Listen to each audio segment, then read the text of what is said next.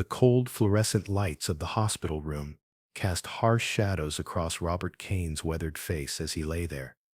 Monitors beeping steadily around him. Even now at 72, with his body failing him, those sharp eyes hadn't lost their edge. He'd just completed his final operation, the one that mattered most. But everything had started 3 months ago, on that cursed Sunday, when he saw the marks on his grandson Tyler's arms. Robert had been enjoying retirement, really enjoying it. After 35 years with the Chicago Police Department, the last 10 as chief of police, he'd earned his peace. These days, he woke up late, tended to his garden, spent evenings going through old case files just to keep his mind sharp. Life was good, predictable, safe. Until Tyler showed up at his door that Sunday afternoon. Tyler was 19, a sophomore at Northwestern University, studying pre-med. He was Robert's pride and joy, the bright star of the family who was going to be a doctor, save lives, make a real difference. But when he appeared at the doorstep that day, Robert's cop instincts immediately kicked in. Something was wrong. The hollow look in Tyler's eyes, the constant sniffling, the weight loss that made his cheekbones stand out like knife edges. Robert had seen these signs 1,000 times before in his career. Before we continue with this incredible story, hit that subscribe button for more unbelievable true stories that will leave you questioning everything. Tyler sat at the kitchen table, his hands shaking so badly he could barely hold the coffee mug Robert had given him. When Robert gently rolled up his grandson's sleeves, what he saw made his stomach turn. Track marks. Fresh ones. Healing ones. Old ones. At least 3 months' worth of a story written in puncture wounds and bruises. In his 35-year career, Robert had seen hundreds of young addicts, but this was different. This was his blood, his legacy, his failure. When Tyler started crying, Robert pulled him close, feeling the boy's thin frame shake with sobs. How had this happened? How had he missed the signs? Tyler told him, through hiccuping breaths, about some friends at university, parties that started innocent enough, pills that were just for fun at first, then something stronger, always something stronger. 3 months ago, he'd tried heroin for the first time. Now he couldn't stop. The shame in his voice was almost unbearable to hear. Robert's first instinct was to take Tyler straight to the hospital, get him professional help immediately. But Tyler begged him not to. If the university found out, he'd lose his scholarship. If his parents found out, especially his father David, who was Robert's own son, it would destroy everything. David was a hard man, unforgiving, the type who believed addiction was a moral failing, not a disease. He'd disowned Tyler without a second thought. Robert knew his son well enough to know this was true. So Robert made a different choice. He brought Tyler home to his small house in Oak Park, the one he'd lived in alone since Margaret died 5 years ago. Detoxing without professional help was dangerous. Robert knew that, but he still had connections. An old friend from the force who'd become a doctor came quietly, prescribed what medications he could, showed Robert what to watch for. The first week was hell itself. Tyler screamed, begged, even tried to attack Robert once when the withdrawals got too bad, but Robert didn't give up. At 72, with arthritis in his hands and a bad knee from a chase gone wrong in 93, he sat by Tyler's bed, wiped the sweat from his forehead, cleaned up when he was sick, held him when the shaking got too bad. But Azul Shokadichi Olan, Shehinuz Bashlamamashtabile. The second week, Tyler started to stabilize. His eyes were clearer, his hands steadier. That's when Robert asked the question that had been burning in his mind. Who sold you this poison? Tyler didn't want to answer at first. He was scared, more scared than Robert had ever seen him. But Robert pressed, gently but firmly, using the interrogation skills that had served him for decades. Finally, Tyler gave him a name, Marcus Williams, known on campus as Ghost. But Marcus was just a small dealer. Tyler explained. The real danger was the people above him, the ones who supplied him. Robert couldn't sleep that night. He might be retired, but the cop in him had never died.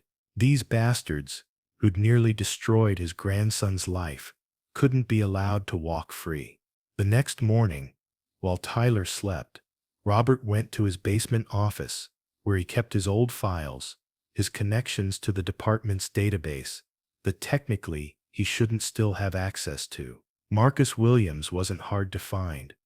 2 prior arrests, both thrown out for lack of evidence. 23 years old, dropped out of Northwestern's business program. Known addresses, known associates. Robert started forming a plan. If he were still an active officer, he could handle this through official channels. But he wasn't, and he needed to protect Tyler. This had to be done differently. First, he needed to understand the modern world these dealers operated in. At 72, Robert didn't even have a Facebook account. He spent the next 3 days watching YouTube tutorials, learning about Instagram, Snapchat, Telegram, all the platforms these young dealers use to conduct their business. His arthritic fingers struggled with the smartphone screen, but he persisted. The plan was risky, especially for a man his age. Robert would pose as a vulnerable target, an old man with money and pain issues, looking for something stronger than his prescription medications. It was a role that wouldn't be hard to play. He actually did have chronic pain from his years on the force. But first, he needed to look the part even more. He stopped shaving regularly, let his clothes get a bit rumpled, practiced walking with more of a shuffle, making his limp more pronounced. Tyler, now 2 weeks clean but still fragile, noticed his grandfather's change. "Grandpa, what are you doing?" he asked one morning, seeing Robert practicing his vulnerable old man act in the mirror. Robert turned to him with those sharp eyes that had made countless criminals confess. "I'm finishing what they started," he said simply. Tyler tried to protest, said it was too dangerous, that these weren't street thugs from the 80s, but modern criminals with no respect for age or authority. Robert just smiled grimly. "Son, I've been dealing with bad guys since before you were born. These punks don't scare me. Mr. Tambu Noktada, Hershey Deish me Bashlada." Robert's first move was to create a believable online presence. With Tyler's reluctant help, he set up social media accounts under the name Harold Mitchell, a widowed retiree with chronic back pain from a construction accident.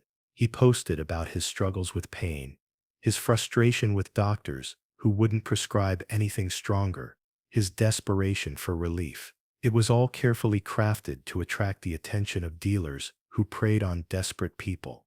Within a week, he got his first bite. A message on Instagram from someone calling themselves Pain-Free 23. They could help with his problem, they said. Robert played along, expressing interest but also fear. He was old. He didn't understand how this all worked. Could they meet in person? The dealer was cautious at first, but Robert's vulnerable act was convincing. They agreed to meet at a coffee shop near the Northwestern campus. Robert arrived early, chose a seat where he could see all the entrances and exits. Old habits dying hard. When Marcus Williams walked in, Robert recognized him immediately from his mugshot. Young, cocky, wearing expensive clothes that screamed drug money. Marcus sat down across from him, sizing up what he thought was just another easy mark. "You Harold?" he asked. Robert nodded, letting his hand shake slightly as he reached for his coffee. "I need help," he said, putting a tremor in his voice. "The pain, it's too much." Marcus smiled, the smile of a predator who'd just spotted wounded prey. He started his pitch, careful not to say anything explicitly illegal, talking about alternative medicine and natural pain relief. Robert played along perfectly, asking naive questions, expressing fear about getting in trouble, all while memorizing every detail about Marcus. The young dealer was getting comfortable, even cocky. He mentioned he could get anything Harold needed, pills, powder, whatever would help with the pain. Ama asil, surprise bundan sonra, galatekti. After their third meeting, Marcus trusted Harold enough to invite him to his apartment to complete a transaction. Robert knew this was his chance. He'd been wearing a wire, an old-fashioned one he'd kept from his police days, modified to record to a digital device. Tyler had helped him set up. The apartment was in a rundown building near campus, the kind of place where people minded their own business. Perfect for dealing drugs, but also perfect for what Robert had planned. Inside the apartment, Robert saw everything he needed to see. Scales, bags, pills sorted into bottles. Enough evidence to put Marcus away for years. But more importantly, he saw the laptop, likely containing information about Marcus's suppliers.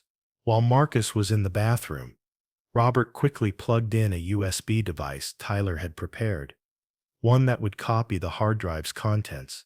His hands were steady now, no trace of the trembling old man act.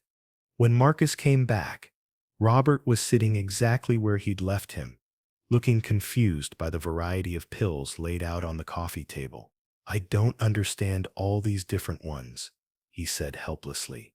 Marcus launched into an explanation, not noticing the small recording device in Robert's shirt pocket capturing everything. But then, something changed in Marcus's expression. He'd noticed something, maybe the way Robert was sitting too straight, maybe the barely concealed disgust in his eyes when looking at the drugs. "You're not who you say you are," Marcus said slowly, reaching behind his back, where Robert knew he probably had a gun. Robert didn't flinch. Instead, he straightened up completely, all pretense of frailty disappearing. "No, I'm not," he said, his voice now carrying the authority of 35 years in law enforcement. "I'm the grandfather of one of your victims." Marcus's hand stopped moving. "Tyler Kane," Robert continued. "You nearly killed him with your poison." The recognition dawned on Marcus's face, followed quickly by panic. He went for his gun, but Robert was already moving. 72 years old or not, muscle memory doesn't forget. He grabbed Marcus's wrist, twisted it with a technique he'd used 100 times before. The gun clattered to the floor. Marcus tried to fight, but Robert had him pinned within seconds, knee on his back, arms twisted behind him. "Lesson number 1, son," Robert said, breathing heavily but victorious. "Never underestimate an old cop. Dur bir dakika, budeteya kaçırma, çünkü bundan sonrası daha da inanılmaz." But Robert's plan wasn't just about Marcus. While he had the dealer subdued, he called someone, but it wasn't 911. It was Detective Sarah Chen, one of his protégés from the force, who was now working narcotics. "Sarah, I've got something for you," he said simply. "Bring backup and bring a warrant. I'll explain everything." While waiting, Robert zip-tied Marcus's hands, another item from his old police kit he'd never thrown away. Marcus was cursing, threatening, but Robert just sat there calmly, gun in his lap, waiting. When Sarah arrived with 3 other officers, she looked at Robert with a mixture of admiration and exasperation. "Chief Kane, what have you done?" she asked. Robert handed her the USB drive. "Everything you need is on there. His supplier network, his customer list, financial records, and this piece of trash," he nudged Marcus with his foot, "is ready to be processed." Sarah shook her head but smiled. "You know you could have just called us from the beginning, right?" Robert's expression was serious. "My grandson's name stays out of this. That was the only way." The USB drive was a goldmine. It contained not just Marcus's operation, but connections to a larger network, running drugs through 3 universities in Chicago. The recordings Robert had made were admissible as evidence, since he'd been acting as a private citizen, not law enforcement. Within a week, 15 dealers were arrested in coordinated raids.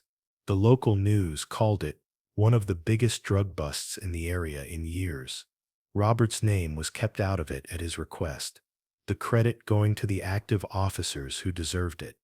Tyler watched the news coverage from Robert's couch, tears streaming down his face.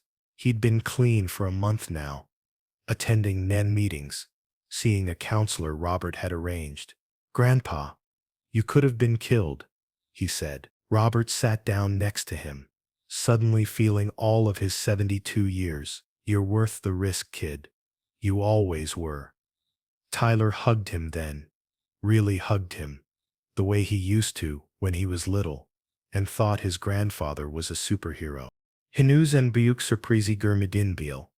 Çünkü hikayenin asıl şoku şimdi geliyor.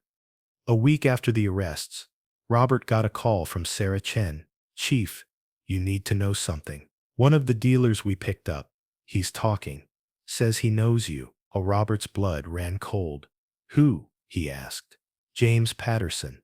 Says you saved his father's life 30 years ago." The name hit Robert like a punch. He remembered Officer Patterson, a good cop who'd been shot in '94. Robert had pulled him out of the line of fire, stayed with him until the ambulance came. Patterson had survived, raised a family, named his son James, after Robert's middle name. Robert met James in the interrogation room, Sarah standing guard. The young man looked nothing like his father, strung out and hollow-eyed. "Mr. Kane," James said, his voice breaking. "I'm sorry. I'm so sorry. When I found out Tyler was your grandson, I tried to cut him off, tried to get him to quit. But Marcus wouldn't let me, said Tyler was too good a customer." Robert stared at him for a long moment. "Your father was a good man," he finally said. "He'd be ashamed of what you've become." James broke down completely then. But here was the twist that nobody saw coming. James Patterson wasn't just another dealer. He'd been trying to get out, gathering evidence against the network to trade for immunity. He'd been doing it for his own father, who was dying of cancer, and whose last wish was for his son to get clean. When James learned that Tyler was Robert's grandson, he'd started documenting everything more carefully, planning to somehow get the information to Robert. The universe had its own twisted sense of justice.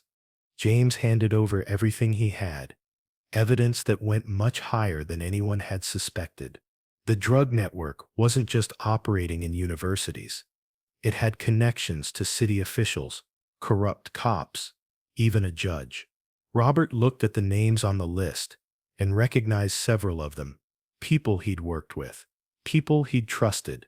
The betrayal stung worse than any physical pain, but it also lit a fire in him that he hadn't felt in years. Sarah wanted to handle it officially, but there were complications.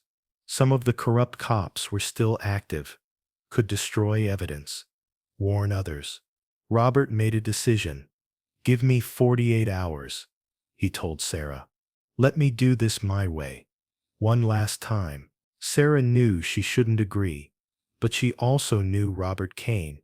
When he had that look in his eyes, there was no stopping him.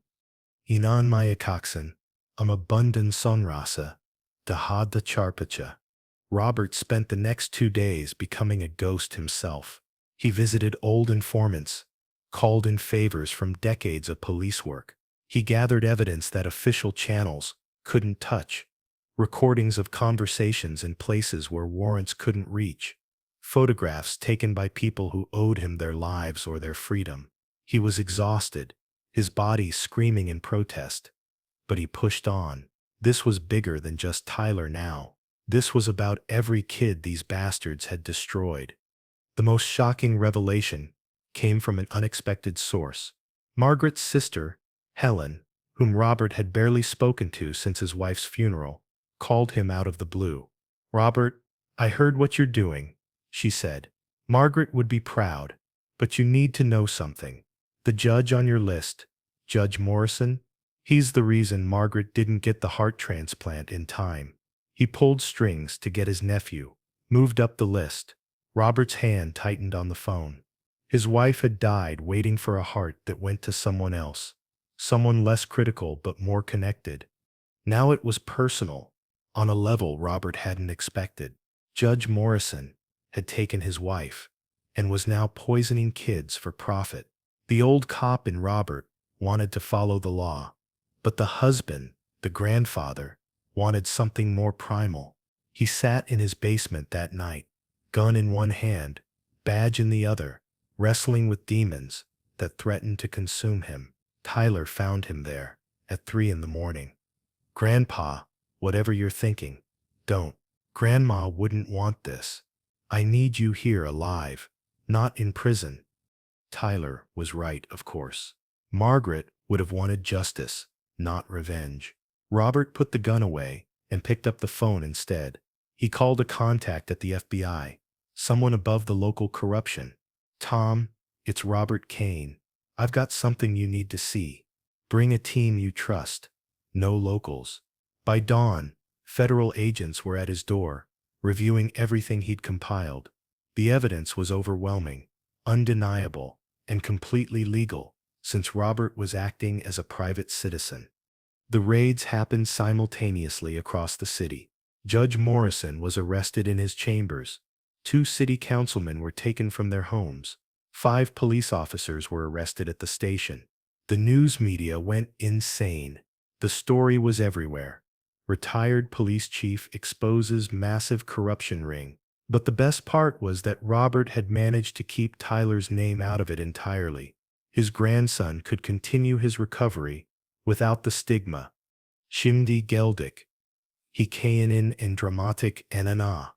3 days after the arrests, while Robert was finally allowing himself to rest, thinking it was all over, his doorbell rang. He opened it to find a young woman, maybe 25, holding a gun with shaking hands. "You killed my brother," she said, tears streaming down her face. Robert recognized her immediately from the files.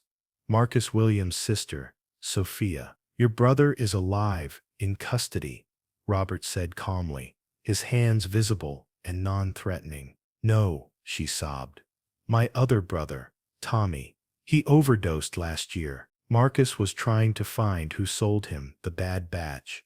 The gun wavered in her hands as she continued. Marcus wasn't just dealing. He was looking for the people who killed Tommy, the real suppliers. He was going to turn them in once he found them. Robert's mind raced. If this was true, he'd arrested someone who was actually trying to do what he had done, seek justice for a family member. "Why didn't he go to the police?" Robert asked. Sophia laughed bitterly. "The police? Half of them were on the take. You saw the list. Who could he trust?" Robert made a decision that could have cost him his life. He stepped aside. "Come in," he said. "Show me what you have." Sophia hesitated, then lowered the gun and followed him inside. For the next 3 hours, she showed him everything. Marcus's real investigation, the notes he'd kept, the trail he'd been following. It led to the same people Robert had exposed, but Marcus had been planning something more direct, more violent. He'd been playing a dangerous game, dealing drugs to maintain his cover while hunting for his brother's killers. "Your brother was wrong to sell drugs, no matter his reasons," Robert said finally. "But I understand why he did it. I did something similar for my grandson." He picked up his phone. "I'm calling my contact at the FBI. Your brother can make a deal, testify against the network, help convict the people who killed Tommy, and maybe he'll get a second chance." Sophia broke down crying, but this time with relief. The call was made. The deal was arranged. Marcus would serve time, but not life. He'd have a chance to start over. Tyler, who had been listening from the stairs, came down and sat next to Sophia. "I'm sorry about your brother," he said, the younger one. I almost died too. My grandfather saved me." Sophia looked at him, recognizing something in his eyes, the look of someone who'd been to hell and crawled back. "How do you live with it?" she asked. "The shame, the craving?" Tyler glanced at his grandfather. "You find something worth living for, someone who won't give up on you." "Ama hikaya barada. Bit meyor." Sun sane herkasi shok edishek. 2 weeks later, Robert was at another meeting with the FBI, providing testimony, when he suddenly felt a sharp pain in his chest. The room spun. Voices became distant. He was having a heart attack. As he fell, his last clear thought was that he'd finished what he started. Tyler was safe. The network was destroyed. Justice had been served. If this was the end, it was a good end for an old cop. He woke up in the hospital 3 days later. Tyler was there, holding his hand, eyes red from crying. "Don't you dare leave me, Grandpa," Tyler said. "Not now, not after everything." Robert squeezed his hand weakly.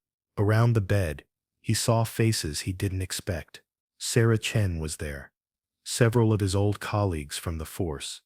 Even Sophia, and, surprisingly, Marcus in custody chains with 2 guards.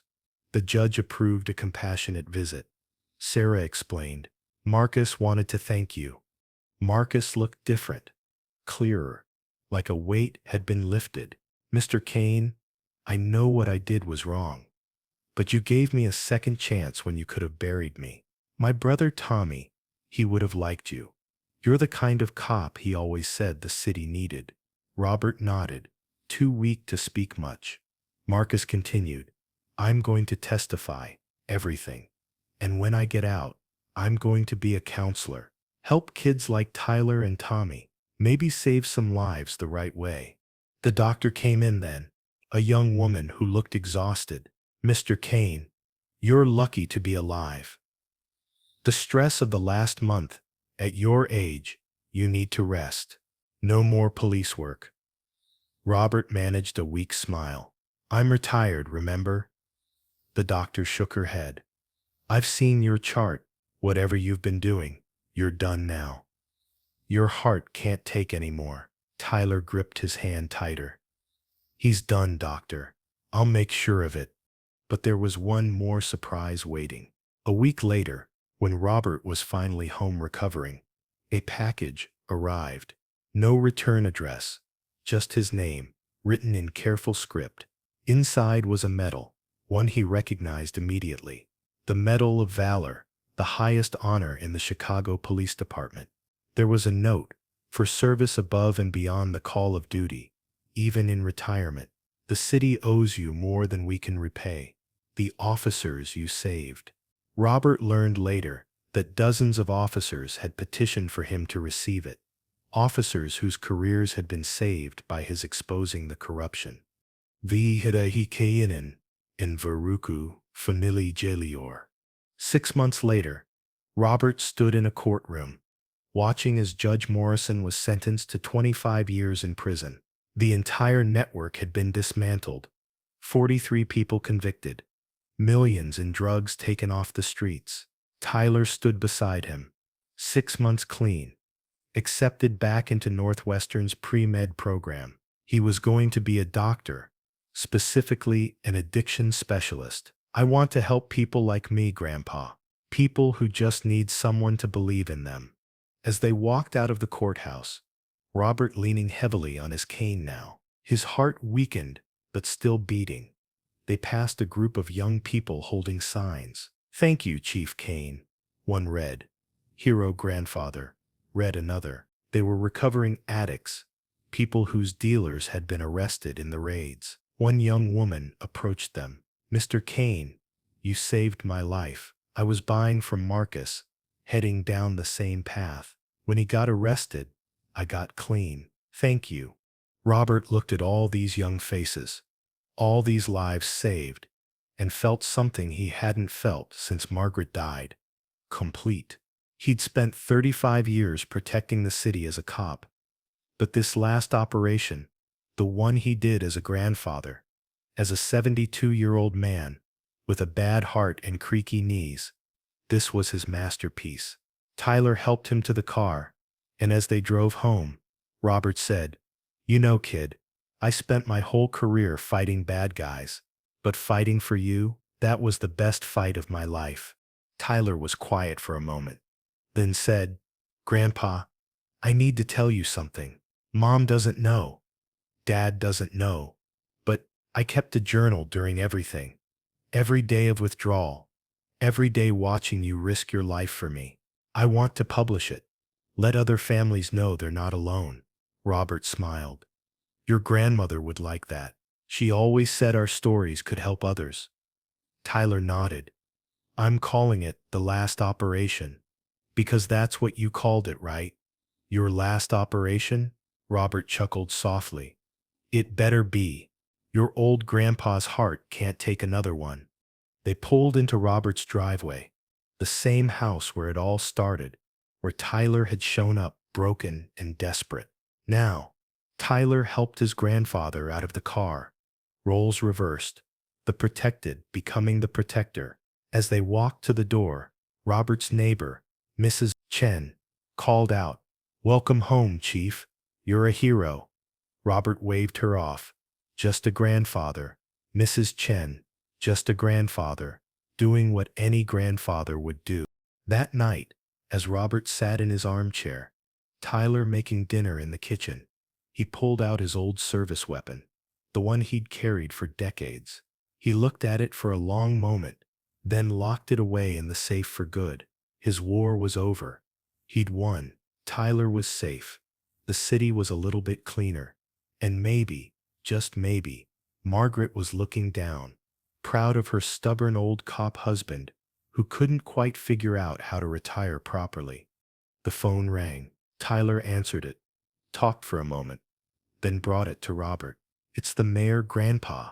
He wants to give you a commendation. Robert took the phone, listened for a moment, then said, Mr. Mayor, I appreciate it, but no ceremonies, no press. Just make sure the treatment centers get funding. Make sure kids like my grandson get help, not jail time. That's all the thanks I need. He hung up and looked at Tyler. Now, what's for dinner? Your old grandpa's hungry. As Tyler went back to the kitchen, Robert closed his eyes, finally allowing himself to truly rest. The last operation was complete. The old cop had one more victory, and somewhere, in whatever comes after, he knew Margaret was smiling. He'd protected their grandson, honored his oath one last time, and proved that heroes don't retire. They just find new battles worth fighting. But the story doesn't end there. 2 years later, Tyler graduated from medical school, top of his class. Robert was there, oxygen tank in tow, heart weaker but spirit unbroken. As Tyler gave his valedictorian speech, he said, 2 years ago, I was dying. A 72-year-old man with a bad heart and arthritic hands saved me. He took down a drug ring, exposed corruption, and risked everything for one lost kid. That man is my grandfather, Robert Kane, and he's the reason I'm here today. This degree isn't mine, it's ours. The auditorium erupted in applause. Robert tried to shrink in his seat, but Tyler wasn't done. Grandpa taught me that it's never too late to fight for what's right. That age is just a number when you're protecting someone you love, and that sometimes the greatest operations aren't conducted by young officers in their prime, but by old cops who refuse to let evil win. The standing ovation lasted 5 minutes. Robert wiped tears from his eyes, thinking of Margaret, wishing she could see their grandson now. Later, at the celebration dinner, Marcus Williams was there, out on parole, clean for 2 years, working as a counselor. He shook Robert's hand. Mr. Kane, I've helped 12 kids get clean. That's 12 lives saved because you gave me a second chance. Sophia was there too, now a social worker, helping families affected by addiction. The FBI agent who'd handled the case was there, announcing that the operation had become a case study at Quantico, teaching new agents about unconventional investigation methods. As the evening wound down, Tyler pulled his grandfather aside. The journal. Grandpa, the publisher wants to know if you'll write the foreword. Robert looked at his grandson, Doctor now, saver of lives, and nodded. I'll write it, but the first line is going to be, This isn't a story about a hero cop. It's a story about a grandfather who loved his grandson enough to become one. 3 months later, Robert Kane passed away peacefully in his sleep. At his funeral, the church was packed. Officers in uniform, recovering addicts, families whose children had been saved by the raids, all came to pay respects. Tyler gave the eulogy. My grandfather always said he was just doing his job, but his job ended when he retired. What he did for me, for all of us, that wasn't his job. That was love. Pure, unconditional, fierce love. He was 72 years old, with a failing heart, and he took down a drug empire, not because he had to, but because he couldn't stand to see evil win. As they lowered Robert's casket next to Margaret's, Tyler placed two things on top: Robert's Medal of Valor and a first edition copy of The Last Operation, which had just hit #1 on the bestseller list. The book's dedication read, "To Robert Kane, who proved that heroes don't wear capes. Sometimes they wear cardigan sweaters and orthopedic shoes, and they save the world anyway." The story of Robert Kane became legend in Chicago. The police academy created the Kane Award for officers who go above and beyond in protecting family and community. The treatment center that Tyler helped establish was named the Robert and Margaret Kane Recovery Center. And every year, on the anniversary of the raids, recovering addicts gathered to remember the 72-year-old grandfather who refused to let them disappear into the darkness. Tyler, now Dr. Tyler Kane, keeps his grandfather's badge in his office. When patients ask about it, he tells them the story. He tells them about an old cop who couldn't figure out how to stop being a hero, about a grandfather who loved him enough to risk everything, about how sometimes the most powerful operations aren't conducted with teams and resources, but with love, determination, and the absolute refusal to give up on someone you care about. And sometimes, late at night, when Tyler is working with a particularly difficult patient, he can almost hear his grandfather's voice.